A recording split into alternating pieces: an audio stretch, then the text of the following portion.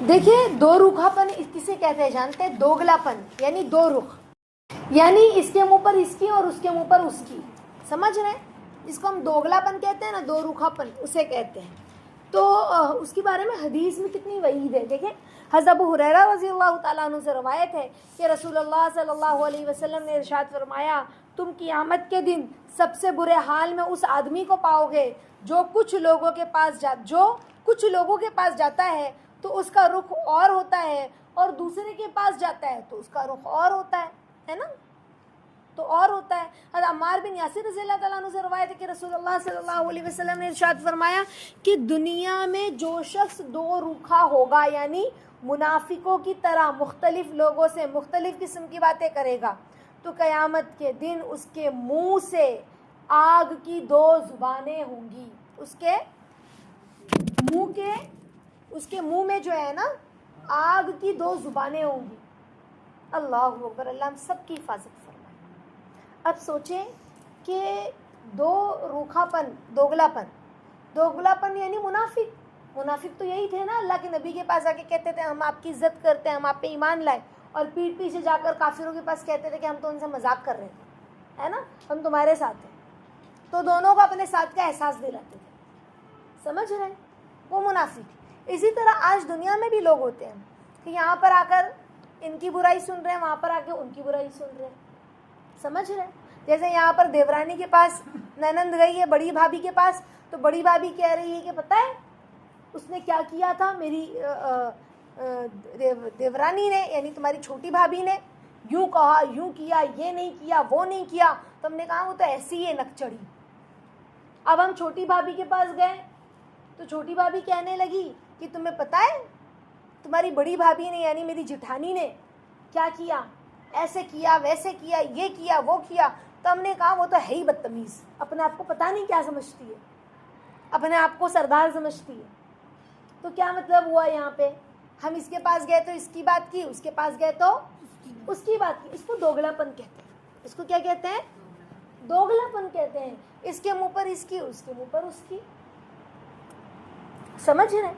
तो बंदा ऐसा ना हो। इसी तरह से सिर्फ यही नहीं, बहुत सारे लोग कैसे होते पता है, मुसलमान तो हैं लेकिन अगर मातम आने लगा तो मातम वाले, मुहर्रम वाले महीने में शिया लोग की तरह कुछ कुछ हरकतें करते हैं। समझ रहे? जैसे काले कपड़े पहनने लगे, या कुछ नहीं तो स्टेटस पर ही वो मातम का बैकग्राउंड साउंड रख दिया। ये दोगलापन है। ये क्या है? दोगलापन है। तुम मुसलमान हो, शिया नहीं हो, तुम मातम, और वो मातम में जो नौहा होता है वो नौहा रख रहे हो, वो मातम का बैकग्राउंड में साउंड आ रहा है सीना पीटने का, थक थक, पता नहीं कुछ अजीब सा, सुन के ही अजीब सी घबराहट होती है वो साउंड। समझ रहे? तो ये दोगलापन है कि यहाँ भी हुआ वहाँ भी हुआ। समझ रहे? ये भी कर रहे हैं और बंदा वो भी कर रहा है, तो दोगलापन है। हमें एक अल्लाह की इबादत करनी है, अल्लाह के नबी पर ईमान लाना है, जो इस्लाम बताता है वो करना है। हम शिया थोड़ी है कि शियाओं की तरह सीना पीटने लगे, और सीना नहीं भी पीट रहा है तो हम सीना पीटने वालों का स्टेटस लगा रहे हैं, हम उसको क्या कहते हैं, उसको हम बढ़ावा दे रहे हैं, या फिर उस चीज़ को हम अच्छा समझ रहे हैं। तो दोगलापन हुआ। इसी तरह से और दोगलापन किसे कहते हैं मैं बताती हूँ। देखो अल्लाह ने कुरान में क्या फरमाया, कुल या अय्युहल काफिरून ला अअबुदु मा तअबुदूना वला अंतुम आबिदूना मा अअबुदु वला अना आबिदु मा अबदतुम वला अंतुम आबिदूना मा अअबुदु लकुम दीनुकुम वलिय दीन। क्या फरमाया कि जब काफिर अल्लाह के नबी के पास आए और कहा कि काम करते हैं, सेटलमेंट कर लेते हैं कि तुम हमारी बात, तुम हमारे खुदाओं को पूजो, हम भी तुम्हारे खुदाओं को पूजेंगे, दोनों एक दूसरे की खुदा को पूजते हैं।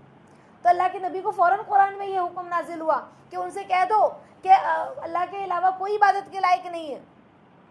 काफिरों से कह दो कि इबादत के लायक अल्लाह के अलावा कोई नहीं, कि अल्लाह, तो हम तुम्हारी खुदा की इबादत नहीं करेंगे और तुम हमारे खुदा की इबादत नहीं करो, और ना तुम हमारे हरगिज़ खुदा की इबादत कर सकते हो, ना हम हरगिज़ तुम्हारे खुदा की इबादत कर सकते।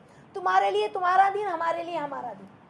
आज लोगों का दोगलापन क्या है, जो सोसाइटी में रह रहे तो कह रहे कि हमारे यहाँ वो ईद की सेवैयाँ खाने आते हैं, तो क्या हम उनके यहाँ पर ना जाएं दिवाली मनाने, तो वो सेवैयाँ खाने आते हैं। इस्लाम हमें कह रहा है कि ठीक है तुम उसको वेलकम कर लो, लेकिन इस्लाम हमें उनके यहाँ जाकर खाने की इजाज़त नहीं देता उनके त्योहारों में।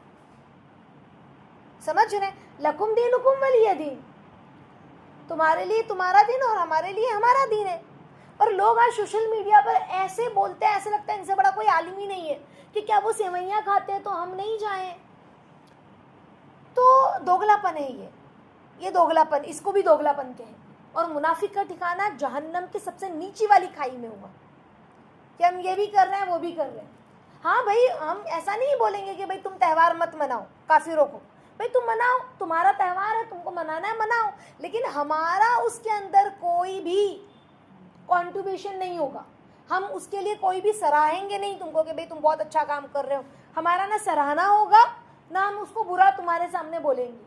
हम खामोश रहेंगे क्योंकि तुमको जो करना है तुम करो, तुम्हारे लिए तुम्हारा दिन है, हमारे लिए हमारा दिन है। तो हम अपना दिन देखेंगे, तुम अपना दिन देखो। हम कोई लड़ाई झगड़ा नहीं चाहते। समझ रहे? बात ये है।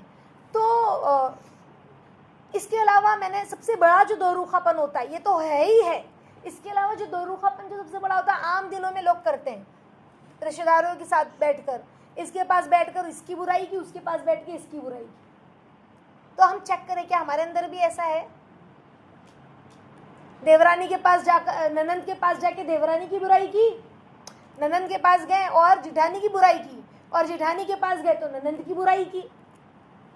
ऐसा करते हैं हम चेक करें अपने आप को कि हमारे अंदर ये औसाफ है, ये सिफत, ये मामला है कि हम यूं करते हैं। भाई के पास गए तो छोटे भाई की बुराई की, छोटे भाई के पास गए तो बड़े भाई की बुराई की।